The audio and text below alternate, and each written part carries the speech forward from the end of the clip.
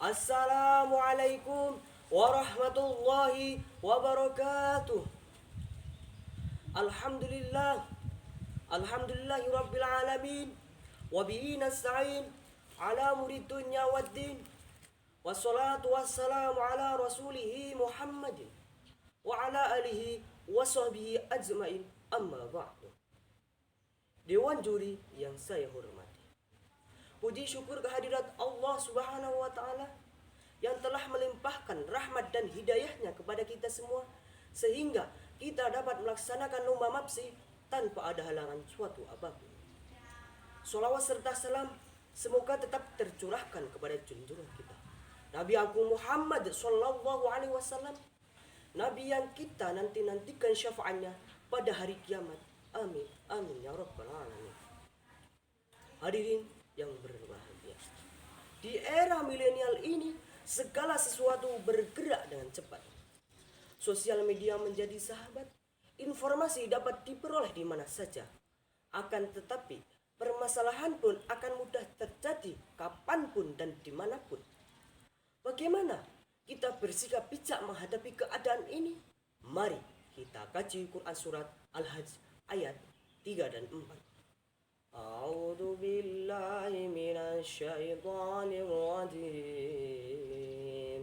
Bismillahirrahmanirrahim.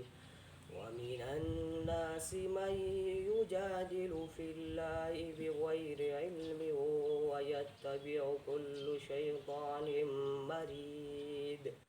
Kutiba alaihi annahu man tawallahu fa'annahu yudilluhu wa yahdi ila adzabis sa'ir. Shadaqallahul azim. Yang artinya, di antara manusia ada orang yang membantah tentang Allah Subhanahu wa taala tanpa ilmu pengetahuan dan mengikuti setiap setan yang jahat. Yang ditetapkannya kepada setan itu bahwa barang siapa yang berkawan dengan setan maka akan menyesatkannya dan akan membawa ke azab neraka. Hadirin yang berbahagia, kata-kata WhatsApp, YouTube, Twitter, Instagram, dan Facebook hampir setiap detik terdengar di telinga kita. Semua orang akan memanfaatkannya untuk kepentingan masing-masing. Disinilah setan berpeluang besar membelokkan manusia ke jalan yang tidak diridhoi oleh Allah Subhanahu wa taala. Ketika terdengar Allahu Akbar, Allahu Akbar, setan akan berbondong-bondong menyerang kita, menutup rapat telinga kita, memfokuskan penglihatan kita, menyibukkan jari-jari kita untuk bergerak lincah di layar Android. Hayya 'alas shalah. Setan akan beraksi memunculkan percakapan menarik lewat WhatsApp, video cantik lewat YouTube, informasi asyik lewat Facebook. Jangan sampai karena kita hidup di zaman serba canggih dan mahir dalam teknologi justru menjauhkan diri dari Allah Subhanahu wa taala. Hadirin yang berbahagia, ada 4 hal yang harus diterapkan dalam diri kita agar menjadi generasi milenial yang elegan dan tidak ketinggalan zaman. Yang pertama, takwa. Allah akan bersama kita, Allah akan melindungi kita, Allah akan menunjukkan jalan kebenaran kepada kita apabila kita dekat dengan Dia. Yang kedua, zikir. Ketika kita menghadirkan Allah dalam setiap nafas kita, gerak-gerik kita, di setiap kegiatan kita, insya Allah seberapa lama pun kita di depan layar Android akan takut melakukan dosa karena ingat bahwa Allah Subhanahu wa taala menyaksikan kita. Yang ketiga, ilmu. Dulu orang hidup bergantung dengan alam, sekarang orang tidak bisa hidup tanpa Android. Maka dari itu dibutuhkanlah ilmu agar Android yang menjadi kebutuhan kita menjadi manfaat, tidak menjadi mudarat, bisa menghasilkan uang halal, pengetahuan, mempererat persaudaraan, dan yang paling penting menghasilkan pahala. Yang keempat, iman dan takwa. Jangan turuti nafsu,